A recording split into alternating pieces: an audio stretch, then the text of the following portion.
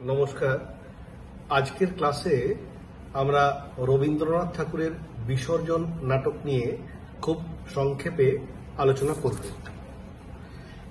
৩-৪ মিনিটের মধ্যে আলোচনার মধ্য দিয়ে আমরা এই নাটকের মধ্য থেকে যত ধরনের অবজেক্টিভ প্রশ্ন হতে পারে সেটা স্ক্রিনে শেয়ার করে দেব এবং পাশাপাশি সংক্ষেপে মূল ঘটনাটা বলে দেব। যে প্রশ্নগুলো মূলত নেট, সেট, এসএসসি বা অন্যান্য পরীক্ষায় সাধারণত এসে থাকে বা তার থেকেও খুঁটিয়ে যদি নতুন প্রশ্ন করা হয়, সে কথা মাথায় রেখেই তথ্যগুলি অথেন্টিকেট বই থেকে তৈরি করা হয়েছে। তাই আমার মনে হয় এই তথ্যগুলো অনেকেরই কাজে লাগবে। যাই হোক, এবার মূল ঘটনায় আসি। বিসর্জন নাটকের মূল দ্বন্দ্ব হল চিরাচরিত অন্ধ সংস্কার ও যুক্তিহীন কিছু প্রথার সাথে মানব ধর্ম ও হৃদয় ধর্মের বিরোধ। মিথ্যা কিছু ধর্মবোধের সাথে উদার মনুষ্যত্বের বিরোধ। অন্যদিকে মানুষের রচিত কিছু নিয়মকানুন, আচার বিধির সাথে মানুষের হৃদয়ের যে পরম সত্য অর্থাৎ প্রেম, তার বিরোধ। সংক্ষেপে বলা যায়, হিংসার সাথে অহিংসার বিরোধী এই নাটকের মূল বিষয়।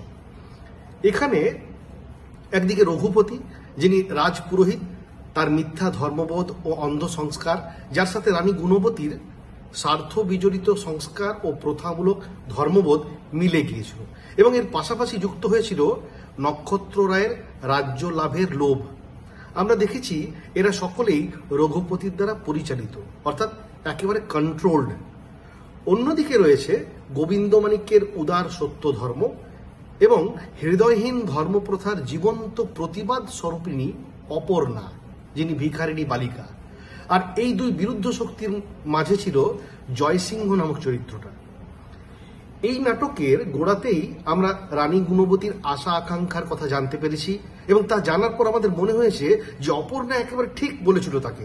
রানী গুণবতীকে সে বলেছিল যে যদি তুমি একথা বুঝতে পারছো যে প্রাণের আদর কতখানি, তুমি যদি মা হয়ে প্রাণকে লালন পালন করার জন্য ব্যাকুল হয়েছো এবং তার জন্য বিশ্বমাতার কাছে প্রার্থনা করছো, তবে কেন তুমি অন্য প্রাণকে বলি দিয়ে নিজের উদ্দেশ্যকে সাধন করতে চাও?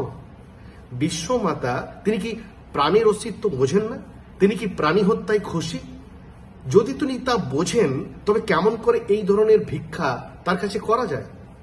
আমরা দেখেছি যে রানী গুণবতী সন্তান পাওয়ার জন্য ৩০০ ছাগ ও ১০০ মহিষ বলি দিতে চেয়েছিলেন। এত প্রাণের অপচয় করতে তিনি রাজি ছিলেন, কিন্তু চিন্তা করেও দেখতে চাননি যে এই ভিক্ষার মধ্যে আসলে কতখানি নিষ্ঠুরতা লুকিয়ে রয়েছে। অনেক সমালোচক বলেন যে অপর্ণার বক্তব্যের মধ্য দিয়ে আসলে রবীন্দ্রনাথ ঠাকুর বলি প্রথার বিরুদ্ধে প্রতিবাদ বা বিদ্রোহ করতে চেয়েছিলেন। যাই হোক, পরবর্তী সময়ে আমরা দেখেছি যে জয়সিংহের মৃত্যুর মধ্য দিয়ে রঘুপতির চেতনা হয়েছিল এবং সকলের যে চিরাচরিত বিশ্বাস বোধ তাতে আঘাত লেগেছিল। যাই হোক, আমরা এখানে চরিত্র ধরে কোনো আলোচনা করব না। কোন চরিত্র ট্র্যাজিক, এর নামকরণ কতখানি সার্থক, তা নিয়েও আলোচনা করব না। আমরা চেষ্টা করব যে এই ধরনেরই কিছু তথ্যভিত্তিক ক্লাস তৈরি করতে, যেখানে কম সময়ের মধ্যে মূল ঘটনাকে যেমন জানা যাবে, তেমনই পাওয়া যাবে পরীক্ষার উপযোগী নানান ধরনের অবজেক্টিভ। পরের ক্লাসে দেখা হবে। ধন্যবাদ।